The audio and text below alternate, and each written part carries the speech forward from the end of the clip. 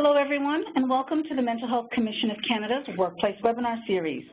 Today's webinar topic is Supporting Employee Mental Health, Linking Substance Abuse to a Mental Health Strategy. My name is Tina Corey, and I'm a Program Manager on the Workplace team with the Mental Health Commission of Canada. Just before we get started, I wanted to go through a few housekeeping items.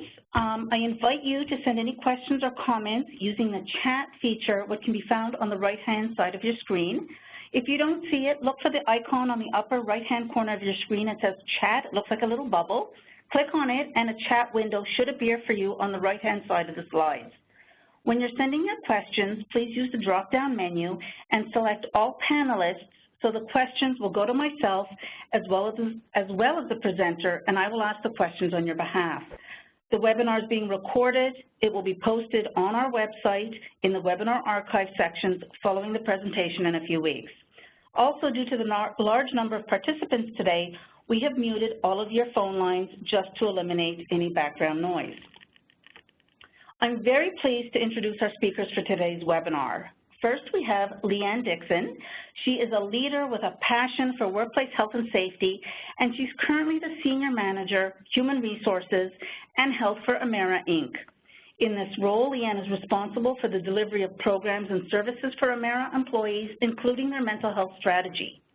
Prior to joining Emera, Leanne managed health, wellness, and safety at the IWK Health Center, where she worked with Capital District Health Authority on the development of a provincial mental health strategy for healthcare workers in Nova Scotia.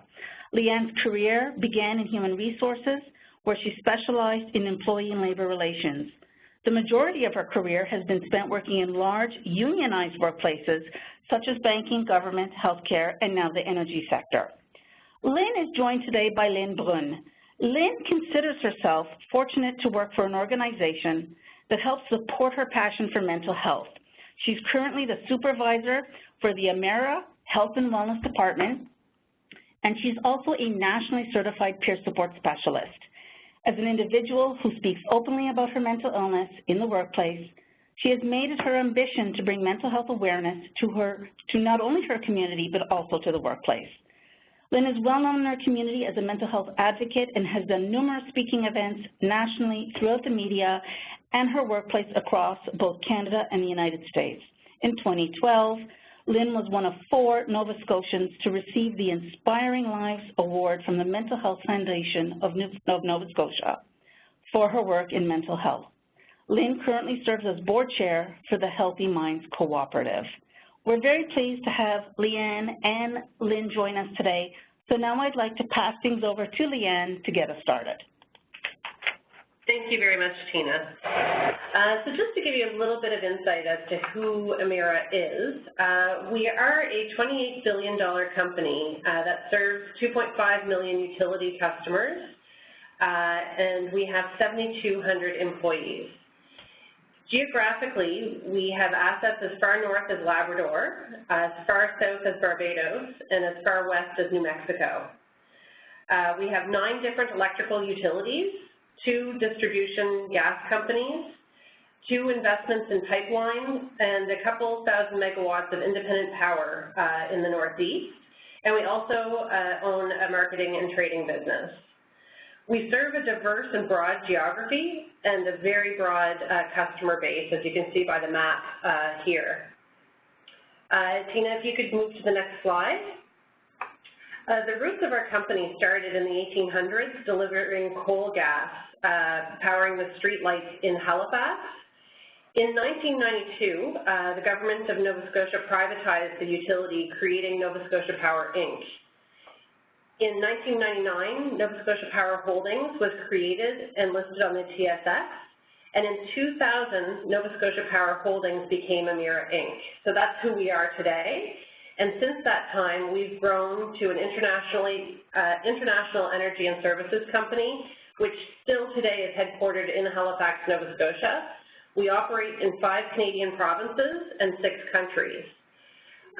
We are the largest publicly traded company based in Atlantic Canada. If you could move to the next slide. The success of Emera's business depends on the safe and reliable management of all of our operations. Emera is committed to health and safety of its employees, contractors, customers, the public, and the environment.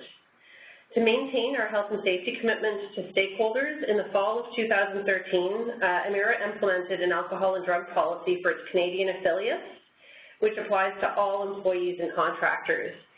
We've since developed similar processes in the Caribbean and the U.S. However, for today's discussion, we will concentrate on our Canadian operations. The policy that we've developed recognizes that the use of alcohol and drugs and its related impacts can have negative effects on job performance, work environment, and also the safety and health of our employees, the public, and our customers. Next slide, please. So just to talk a little bit more about our people, I mentioned that we have 7,200 employees. I just want to highlight that we are a highly unionized workforce, with 39% of those workers being union employees. 32% of our employees are in Canada, 57% are in the U.S., and 11% are in the Caribbean. The majority of the jobs that our workers do, because we are a power utility heavy company, is work in safety-sensitive work, some of which are highlighted on this slide. However, we also have people working in customer service within a call center.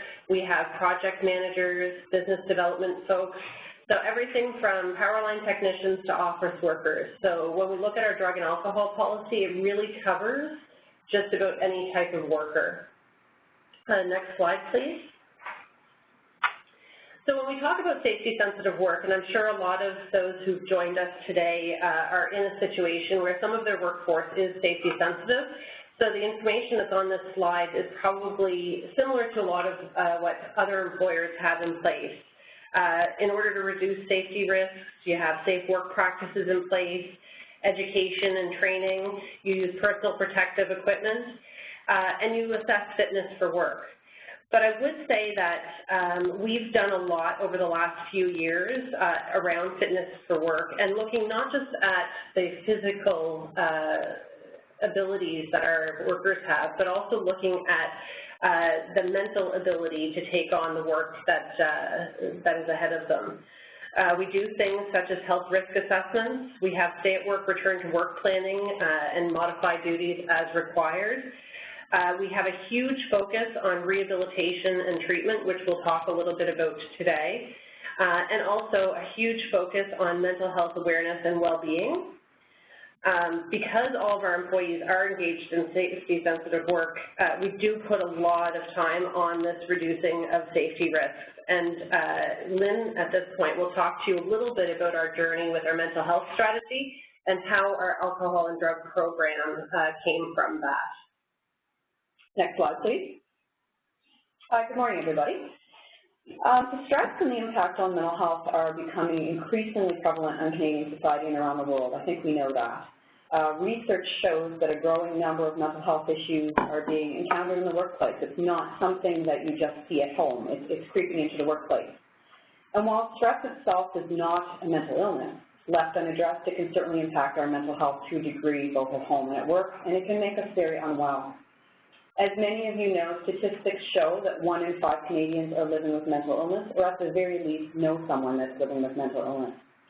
And that statistic is probably a lot higher, as many people don't come forward due to lack of access to care, or in many cases due to stigma.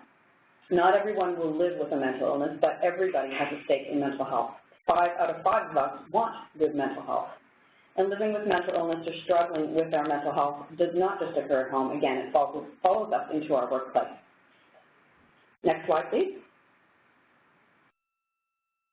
So first I'm going to talk a little bit about kind of how we got to be where we are. So in 2012, at Emera, we began to address mental health in our workplace. And it wasn't due to any particular specific thing. We did notice a trend, however. And it made us want to develop a strategy in our workplace. We knew that mental health was important to talk about. We took some steps to start to develop a strategy that would support mental health in our workplace. So in 2012, we worked on the strategy development portion of our strategy. And what we did was a variety of things. We had some focus groups, which would have included some union folks, non-union folks, management, non-management, more senior employees, newer employees, and we wanted to find out a little bit about, when we talk about mental health or we talk about mental illness, what do you think? What's your vibe? What is your impression? And we received some good feedback on that. From there, the next thing we did was create an employee survey. And we knew that this was going to be a little bit dicey because it was about a topic that we had never really discussed in the workplace, which was mental health. So we created a fairly comprehensive survey with the help of a consultant, an external consultant, and it was 14 pages. So imagine a 14-page voluntary survey on mental health. We weren't sure what the uptake would be, and we had over 1,000 employees participate, which is really quite phenomenal to talk about a kind of a taboo subject in the workplace, so we were very pleased with that. And part of strategy development as well was looking at industry research and best practices. So we learned a few things out of the survey and the findings, and some of the things were that managers said they wanted to know how to support employees who were struggling with their mental health. They wanted to know, what do I do, what do I look for? Employees also wanted to know how to recognize signs in themselves and in their coworkers when their mental health is being impacted. Employees said that they wanted to work for a company who actually saw mental health as important as safety in our workplace. And they also told us that they wanted to work for an organization that was seen as a leader in mental health in our community. So in 2013 and 14, we focused a lot on the educational component of our strategy, and that was to raise mental health awareness and to also decrease stigma. And what we did was some leader education sessions that were geared specifically to questions and concerns that leaders might have on how to have conversations with employees, what to look for. The thing that we kept hitting home is we're not clinicians, we're not doctors, we're not psychologists or anything like that, and the education sessions were not meant to be that. They were meant to provide a supportive tool to have conversations. So that certainly made supervisors and managers feel a little bit more at ease. We also had employee training sessions as well. And then in 2015 and 16, we had some tools and some skills to increase resiliency. So we had some education sessions on resiliency training. We provided some self-assessment tools, which are available on our intranet site at work. And we worked very hard to promote our EFAP program. And we did a lot of stuff in partnership with those folks. And then in 2016, we conducted another survey just to go back and check to see, are we on the right track? Are we moving in the right direction? So our strategy was developed actually prior to the Mental Health Commission's standard being implemented, but we've always aligned with the standard in ensuring that we're developing a standard with practices that promotes an environment of mental wellness and safety in our workplace. So on this slide here, you'll see the mental health continuum, and I think a lot of you have probably seen different versions of the continuum. And it's a very important tool, I think, to be able to look out for ourselves and look out for others.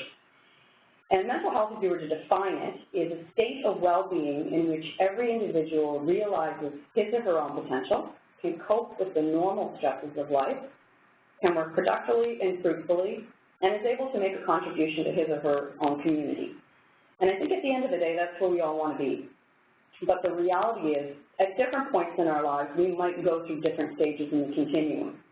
So if we're distracted due to a personal home situation, a work issue, or physical or mental health issues, we are at greater risk of not having our mind on task, which can result in critical errors in the workplace, which can lead to injury or far worse. So part of maintaining our mental health is learning to be resilient during times that may be difficult or trying. We promote the mental health continuum in our workplace as a tool that employees can use to check in with themselves to see how they're doing. There's no doubt that everyone would like to be mentally healthy, but sometimes life does get in the way, and that's reality. As things begin to impact our mental health, we start to react. The reacting phase is generally when something feels a little bit different. We're generally coping okay, but something in our gut kind of makes us feel a little bit differently. And generally at this stage, it might not be as obvious to someone else that we're struggling a bit. We might start to have a drink or two to help us relax and ease our stress. So at this point, it might not be problematic. As we move more into the reacting type of phase, into the injured phase, that's when we really start to notice, and it becomes more obvious to not just ourselves but to others that there's something wrong. This is where we might tend to use alcohol or drugs more normally than we would in order to dull the pain and perhaps cope with our stress. This is generally where performance and workplace issues will occur. And when we're ill, the situation has become so dire that it's affecting our ability to be able to work safely and feel productive in many aspects of our lives. Here is substance abuse, and substance use might be excessive and might be impacting our health to a great degree. Next slide, please. So addiction is a disease. Addiction is not a weakness, and I think that's important to note.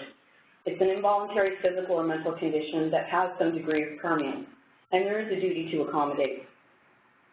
So modify requirements, rules, or policies so that employees are not discriminated against in the workplace based on any protected grounds under human rights legislation. So addiction is a disease. It is a disability.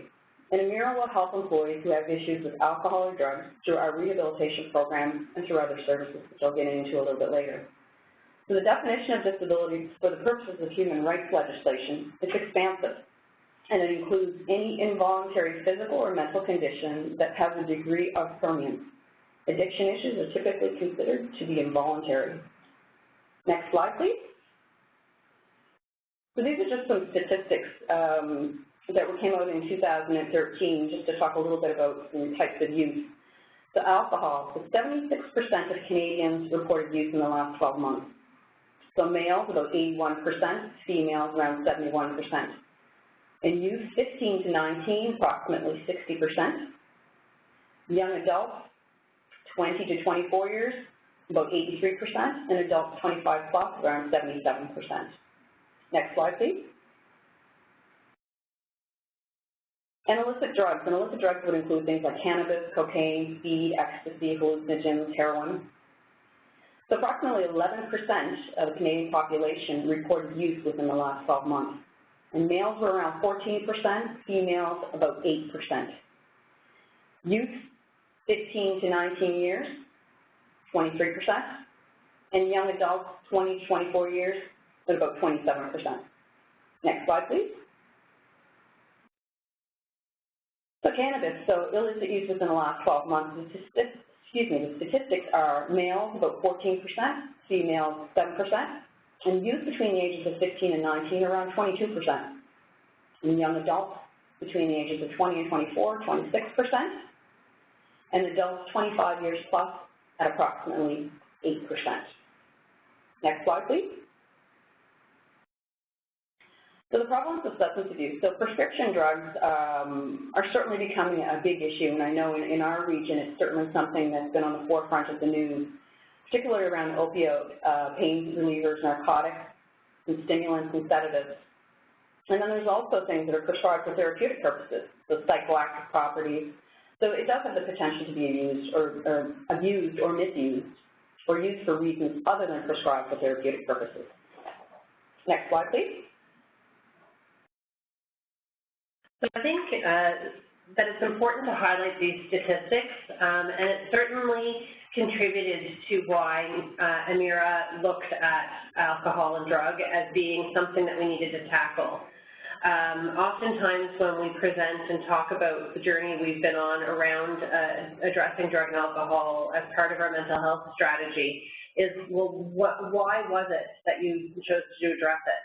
And it wasn't because there was a huge number of cases coming up. Of course, we had some, but no more than any other company and no more than what you would expect based on these statistics. But the statistics are very compelling. You know, when we look at our youth today and how they're being taught to cope with stress and the number of youth that are using drugs and alcohol, and normalizing the use of drugs and alcohol is quite alarming. And these stats were from 2013. One can only suppose that those would be increasing, particularly for cannabis, given where we are politically with the use of marijuana. The next study on this slide is a study from 2006, and I do apologize that we don't have more recent data. There's not a lot of Canadian studies that have come out in recent times, but we brought this forward as well because it is part of what made us decide to go forward with the drug and alcohol policy. Looking at the total cost to Canada at $39.8 billion. And this study measured the impacts of substance abuse on Canadian society, which would include tobacco, alcohol, illicit drugs. And it was measured in terms of the burden on the workplace, the healthcare system, and law enforcement. So these aren't just costs that are borne by the employer. And really what they found was that the overall societal cost in 2002 was $39.8 billion, of which alcohol made up $14.6 billion and drugs $8.2 billion. So when we look at the data that we just presented, which paints a bit of a picture of the Canadian reality about how we use substances in society, we have to think that these individuals are our workers. So when we look at the percentages and you apply them to your workplace, you have to know that these issues are presenting themselves in the workplace, and whether or not on that continuum that Lynn talked about, whether they're reacting or they're injured, that's when we're going to see them. Our goal was to get ahead of the reacting and injured and start talking about how to address stress in a healthy way, how to have conversations about what you're struggling with, whether it be calling EAP or working with your supervisor. If you can move to the next slide. You know, when we looked at some of our own projections, we looked at our long-term disability stats, and we worked with our provider to understand what are the projections long-term about how mental health was going to impact our long-term disability numbers. And at that time, it was over 30% of our files were mental health, with projection of that increasing year over year. And that's only for cases with mental health as the primary diagnosis, and does not account for the comorbidities that come with some of the physical illnesses. So certainly an alarming issue. So why don't more employers tackle mental health, drugs, and addiction in the workplace? We all know that it exists. We all know it's impacting the workplace, whether it be from a safety perspective, a productivity perspective, behaviors in the workplace. Well, what we found within Amira is no different than what many of you are finding within your own workplaces. It's difficult. If it was easy, we would be doing it. You know, a lot of times we look at what our employees do in their own time is their own business, until, of course, it creeps into the workplace. Dealing with an employee who's struggling, it's not easy. It's often easier to avoid the issues than to deal with it. We often will worry that we don't have proof, that we really are acting on a gut feeling. Maybe we're misinterpreting what we're seeing. We don't want to offend anyone. We don't know how to deal with it, and we don't know how to have the difficult conversations. So all of these things were true for us as well. So how did we tackle it? You know, actually, before I get to how we tackled it, if you can move to the next slide. Certainly, employees on the front lines are often aware of alcohol and drug issues. If you spend any time talking to your workers, as we have, you would know that oftentimes the core work group will know who's struggling, and they'll often pull the weight for their colleagues.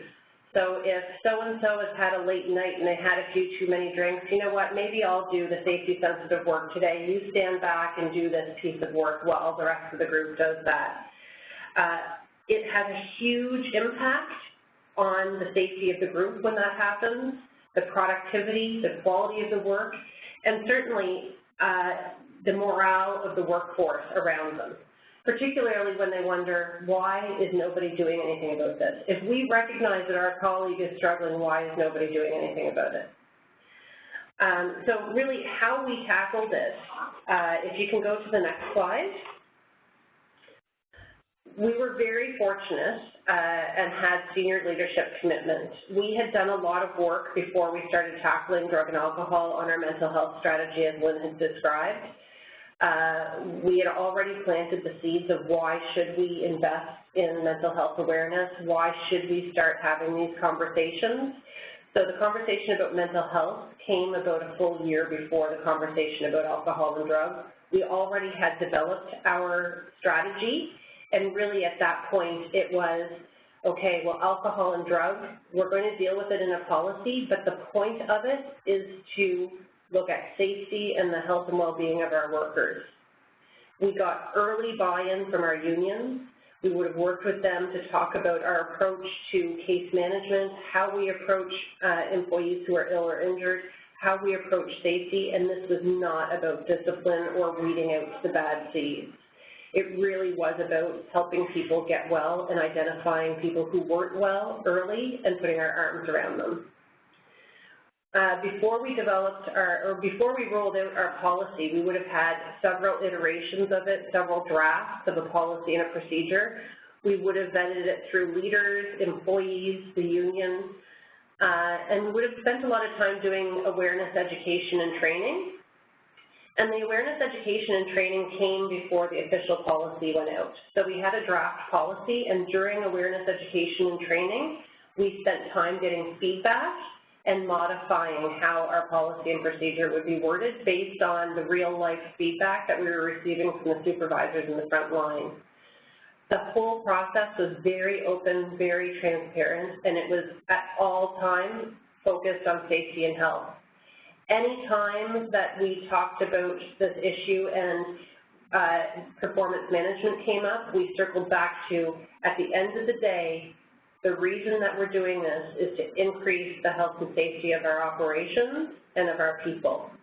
In the end, if there are true breaches and people don't want to take ownership of their health, then we may need to get to a performance track, hold people accountable for the behaviors in the workplace, but at all times, our first focus before holding people accountable and performance is to get them well.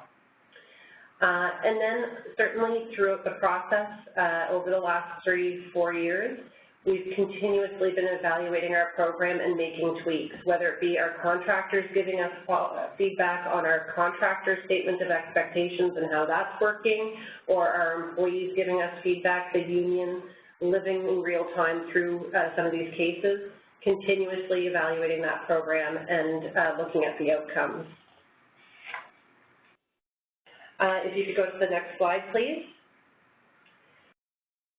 So our program itself, and unfortunately in an hour we won't have time to go through all of these program components in great detail, but really when I look at, what are the program components that you should consider when putting an alcohol and drug program in place, of course the guiding documents would be the policy and the procedures that would give the work standards, expectations so that employees know what's expected of them. And it's really the framework from which everyone would have a clear understanding of their roles and expectations. Communication and education, and when I say communication and education, it's all about the purpose. Our success has come from this being a safety and health initiative. It is not an HR performance initiative, and I have a background in labor relations, and I completely see where the discipline and holding people accountable to behaviors comes into play, but really our success was about how we communicated this and educated people and our underlying commitment to helping employees get well if they needed that help. We were very clear in our testing requirements, making sure that we're following Canadian case law as far as what the jurisprudence is around where we can test, where we shouldn't. Our testing is reserved solely for safety-sensitive jobs. We do pre-employment testing.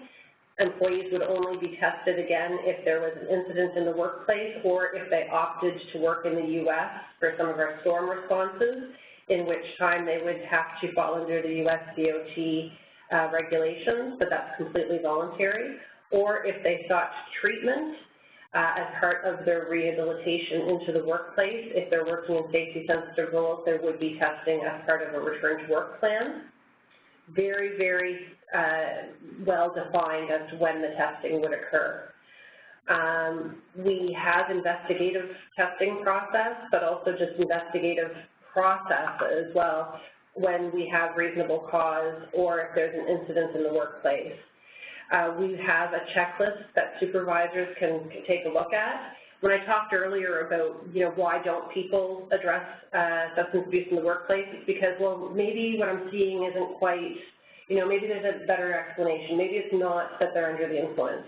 Well, we've provided a checklist so that that gut feeling supervisors have, they can check it against a list of potential things that they're seeing in the workplace to say, you know what, it's worth me taking a look and exploring and having a difficult conversation, because, yeah, maybe they are having a diabetic episode and it's presenting as them being under the influence, but maybe not. And either way, what's the risk of having a conversation with the employee? Self-identification has been huge. So I can't count the number of people who've come forward and asked for help. They didn't come forward initially. Of course, we had a lot of people who were skeptical. But as you identify a couple of people in the workplace who, either through reasonable cause or an incident in the workplace, who you've wrapped your arms around, helped them get help, and helped them reintegrate into the workplace, suddenly the trust of what we've been saying about this being linked to safety and health was being believed, and then people would come forward and ask for help. So not yet had it hit the workplace, but it was starting to. And so they would come forward to Lynn and her team to say, hey, I need help, or hey, my colleague needs help. Assessment, rehabilitation, and aftercare, Lynn will talk a little bit about that, return to work, and certainly consequences for violations. I won't spend as much time talking about that because certainly that would be discipline up to it, including termination, which is not where we start, but certainly that is an important part because the reality with substance abuse is sometimes it does take those types of consequences before somebody admits that they need assistance. I'll hand things over to Lynn for the next slide to talk about recovery and support. So part of our role in health and wellness is really to help our employees navigate through the services. So we're not primary care providers, and we don't claim to be. But what we do is we support employees when they're seeking care.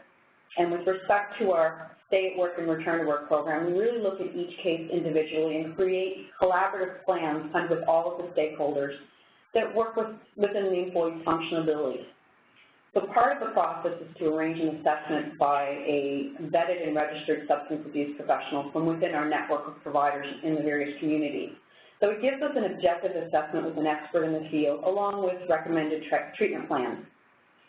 So while discipline, to Leanne's point, is sometimes an issue, and it needs to be addressed, our overarching goal is really to carve out a plan that supports the employee in getting well, while helping them reintegrate back into the workplace successfully. So everything is looked at really on a case-by-case basis, and based on the substance abuse experts' recommendations. In some cases, we have actually paid for private rehabilitation treatment for our employees. Now, there's obviously a significant, there can be a significant financial cost to that, but there's also a real significant cost in not doing anything as well. And we've seen our investment in our employees to show great returns.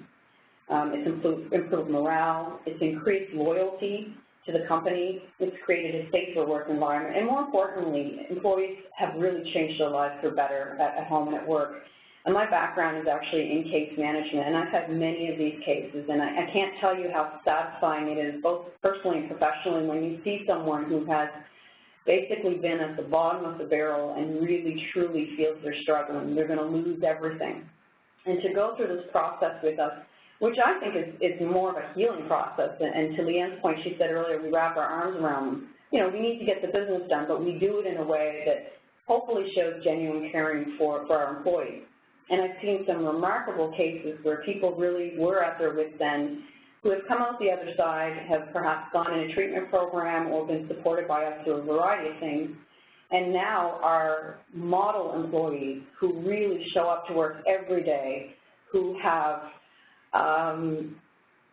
really taken a lot of loyalty as a company and actually talk about their experiences openly, which to me is quite amazing when you're going to talk, because we don't disclose any of this stuff to other employees. It's all completely confidential. But it really speaks to the program, I think, when an employee is willing to talk about it freely with their coworkers and say, listen, I noticed you're struggling with something, maybe reach out to Health and Wellness and have a conversation. To me, that's an incredible feeling as an employer to know that people are having those types of conversations. So that's part of our Stay at Work, Return to Work. There's a lot of things that we do. We also recognize that someone living with a substance abuse issue, it can be a lifelong thing. So sometimes it is a couple steps forward and sometimes it's a couple steps back, and that's okay. We will continue to work and reassess and look at what we need to do to continue to support the employee. We do offer peer support. Now, we don't have a formalized peer support program here in EMERA. I am a certified peer support specialist, and I do meet with quite a few employees about a variety of topics, mainly around mental health, not specifically addiction. But part of my role as a peer support specialist is to help those individuals navigate through some of the health care and some of the questions they might have. And, you know, sometimes people will be a little bit reluctant, perhaps, to access their EFAP. They don't know if it's truly confidential and all those types of things. So sometimes people will come down and they'll chat with me just about those things. I'm looking for help from myself or my family member or my friend or my coworker, and I just want to know where to turn. And we've developed some very strong partnerships in the community with our substance abuse experts, with also a variety of mental health organizations within our community that know the type of work that we're doing and want to support us to be an employer that supports a healthy workplace. Next slide, please. So the key resources really are kind of testing, so as I mentioned, third-party administrator and medical review officer. So basically, when someone tests positive, there's a bit of a process that we have. And to Leanne's point, we could probably spend an hour just on our program and our policy.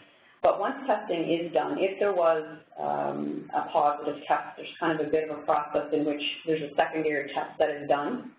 And the results also go to the medical review officer, which is an independent body who reviews the levels of intoxication depending on what was tested. And then we get an opinion from there. The treatment and rehabilitation services, as I had mentioned, you know, there are services within Nova Scotia in our healthcare system, and then there's also some private resources as well. So we will take each case on a case-by-case basis and determine what's the appropriate type of treatment in conjunction with our substance abuse experts.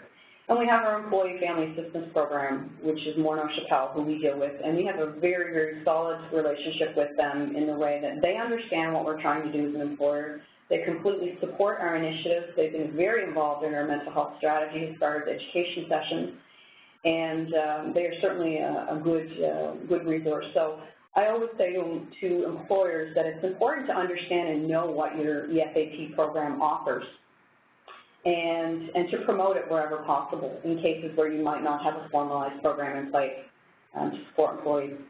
And disability case management is a huge part of what we do, and it's not just the broken arms and legs and the things that you see. You know, when someone has a broken leg, they've got a cast on, you see it, you know kind of the end of the road for them. It's much different when it comes to mental health issues or disability issues around substance abuse. So we've kind of taken an approach to really look at it on an individual basis and wrap our arms, as Leanne said, around our employees to try to find a solution that allows them to work safely, be healthy, and then also meet the interests of our business as well. Is there anything you wanted to add to that, Leanne? No, I think that you've covered that. I think I'll touch a little bit on the importance of the key resources in the next slide as we talk about some of the lessons that we learned, and hopefully we'll have some time for questions. So if you can go to the next slide, Tina. I guess, you know, oftentimes when we're asked about our journey, you know, what are the top lessons that we learned? And I think we did a lot of things right. And I think a lot of it has to do with early corporate buy-in. And that would have come from creating a business case. And I often hear people say, you know, it's really hard to create a business case for an investment in health because the data tends to be difficult to prove. But if you look at things such as trends in disability benefits, if you look at trends from insurance providers as to where we are expecting mental health costs to go, when you look at prevalence of substance abuse within society and match that to the demographics that you're hiring, it's there. And if you can tie it to what is most important to your corporate body, that's where we started. So what's most important to your organization will vary. For us, our key priority is safety. So when we talked about health, we tied it to safety and the impact to our safety culture and how this would have a positive effect on safety culture. Cost for us wasn't the be-all, end-all. But if it's about cost for you, I think that's how you have to create your corporate buy-in. So for us, that corporate buy-in was important, and we tied it to safety. We had an implementation plan, but it was nimble. It was able to be changed as we went, and it was all implemented based on communication and feedback. So I talked a little bit earlier about that importance of the communication and being open to making modifications. If you needed to change a word here or there or slightly alter a process and it meant that you were going to get people that had influence within the organization to buy in, such as your union leadership, then we did it. It was not something that we were stuck on our own points and serving a single agenda. The agenda really was increasing safety and assisting with health. The continuous collaboration with key stakeholders, Lynn talked a little bit about the key resources. When we talk about key stakeholders in this slide, we're really talking about our testing, third-party administrators, building relationships with the medical review officer, our substance abuse experts, we have them vetted. We have identified within the geographies that we operate substance abuse experts that our case management team have a relationship with.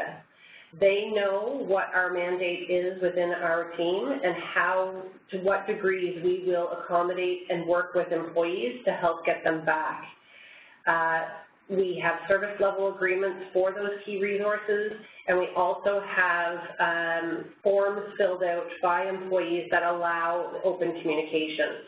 So a substance abuse expert can actually share information with the case managers related to their function. They may not have all the diagnostics, they don't have access to all the files, but enough information is flowing between our team and the third-party providers and the employee that we're able to assist in getting people back to work. And I think that's a huge key to our success and really what has made the difference for us. I don't know, Lynn, do you have anything to add as far as lessons learned? No, I think that would be it. I think, yeah, I think that's a good time. So I know, Tina, we had a sense before things started that we might get a few questions. Hopefully what we've covered today addresses a lot of what people were interested in hearing about. But I presume based on how many flashes we're seeing on the screen that there are some questions coming in. And we'll do our best to answer them.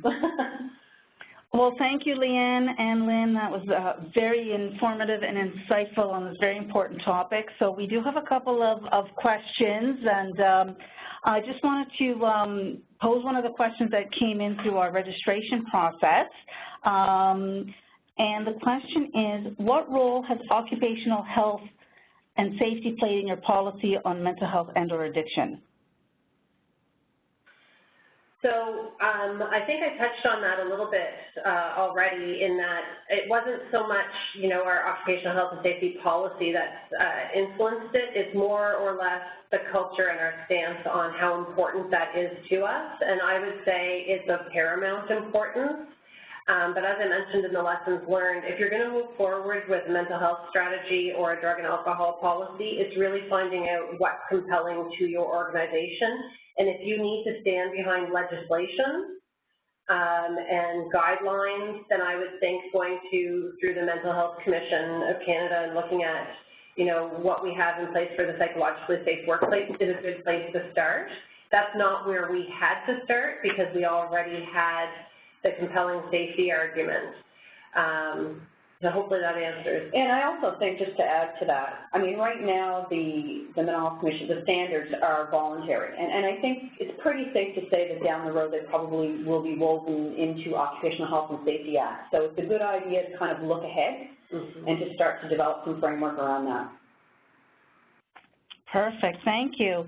And again, we're just kind of like summarizing. I know that you've talked a lot about some of the questions that are being posed as well, but what if an employee is struggling in silence or they don't come forward?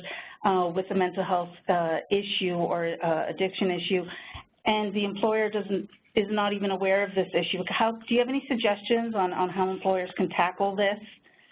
How can employers tackle this if they're not aware of any of these issues as well? And also, how do you tackle the issue of privacy as well?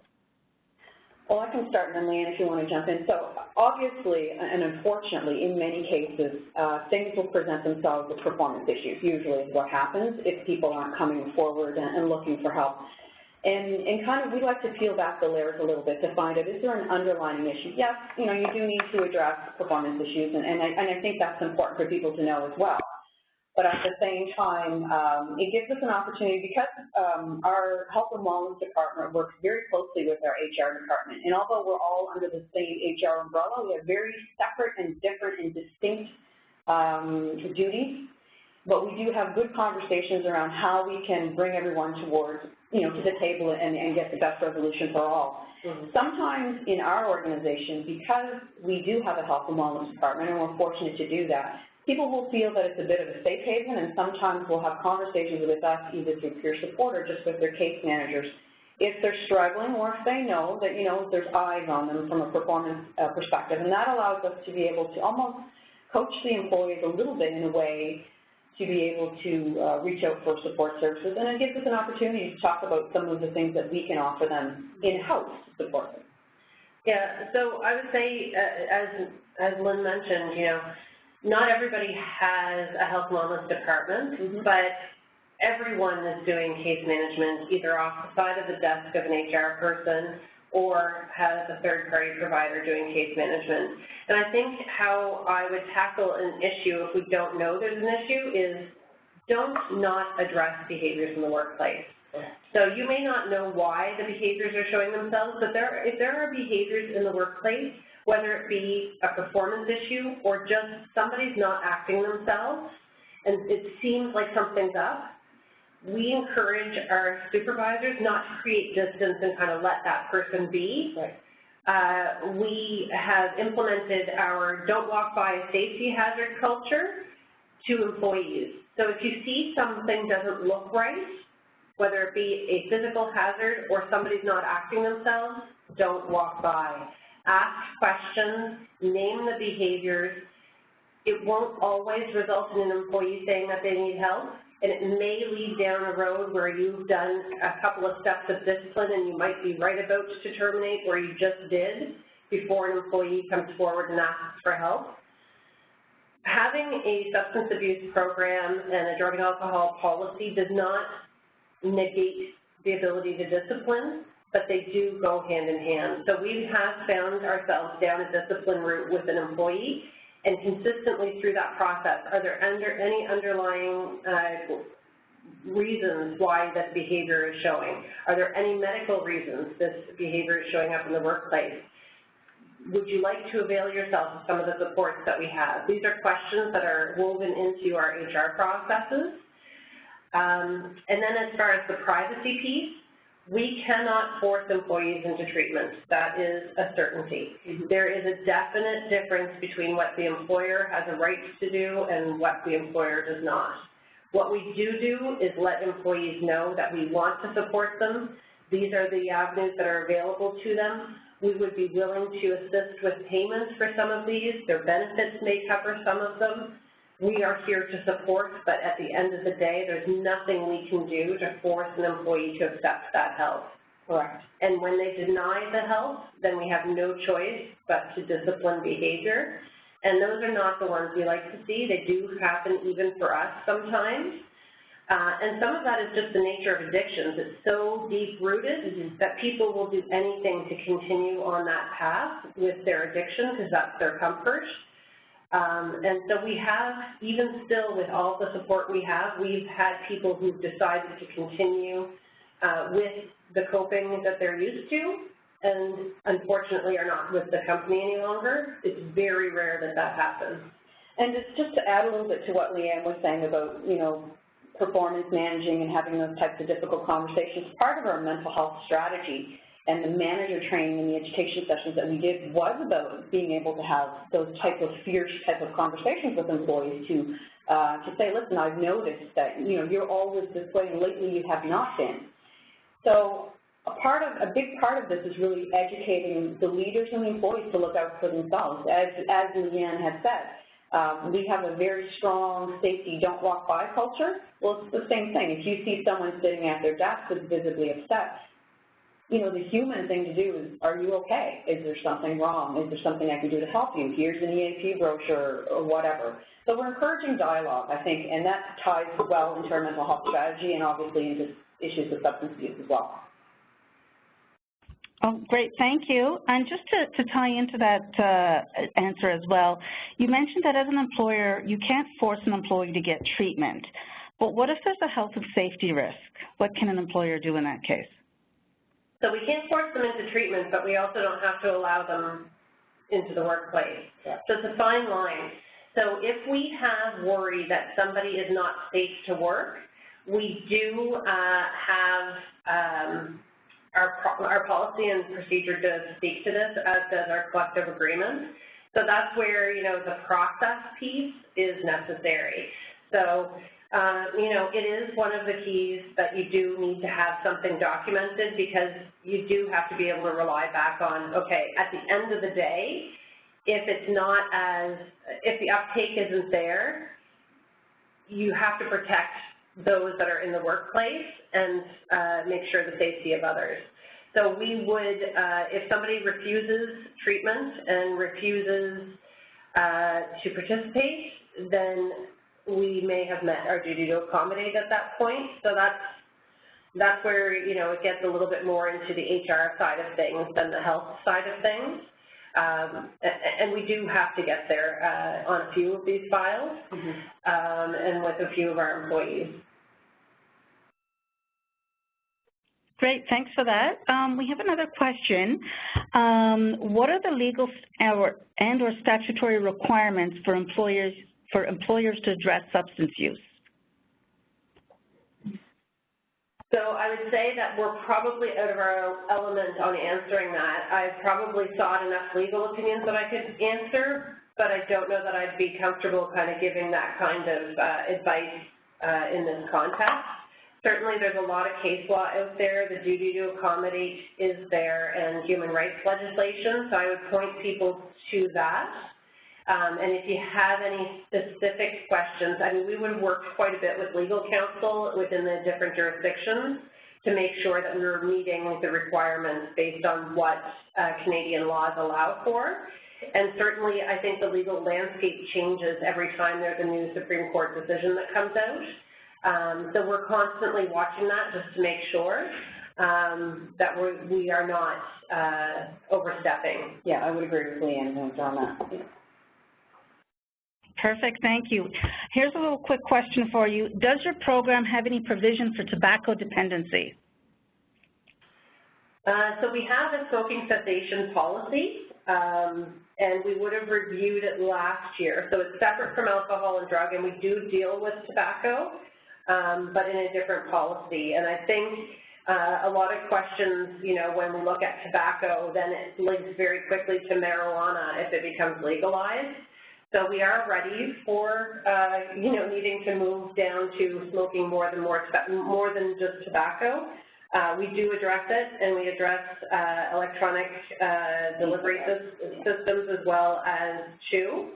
But those would be in a different policy, and we do have addiction support available and smoking cessation supports available to employees.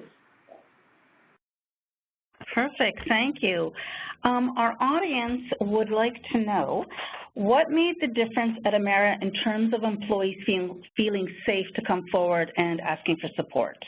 Can you elaborate on that, please? Well, one of the things I would say is you have to talk the talk and walk the walk, and I know that's a tall order, but if you're trying to create a safe place for employees to feel comfortable, then it truly has to be safe, and I think that's a bit of a reputational thing, and we've worked very hard to make it a safe place for people to come and talk. That being said, it's not a safe haven in the way that we're not going to help people, and if there's problems that are going to leak into the workplace.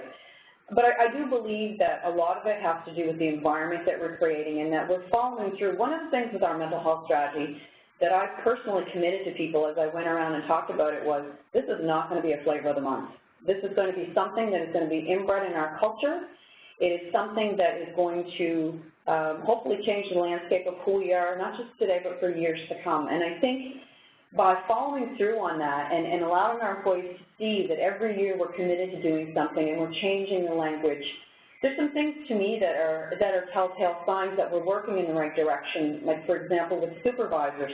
When a supervisor or manager calls me and says, listen, Lynn, I noticed such and such wasn't like himself today, so I actually stopped him in the hallway and I took him in the room and I had a conversation with him, and I feel good about the conversation we had. To me, that's a success. To me, that is talking the talk and walking the walk. We're not just equipping our employees and our leaders to just say words. They're actually following through on action, and I think people are seeing that, and they're seeing that, you know what, I can be safe in this workplace, and I do understand what my roles and responsibilities are, but I also understand that I can get support if I need it. And I think, you know, employees who've gone through this process are probably our best advocates. So I think up front it had to be us going based on reputation and the fact that we put safety first. We stopped work. We've swallowed costs in order to mitigate safety issues. We don't continue work at all costs. So some of that has been, you know, 40, 50, 60 years in the making of that culture, and I think it's building off of that. Trust is something, and that's really what this is. It's all about trust, and people coming forward is trusting that coming forward is not a risk to them maintaining their jobs.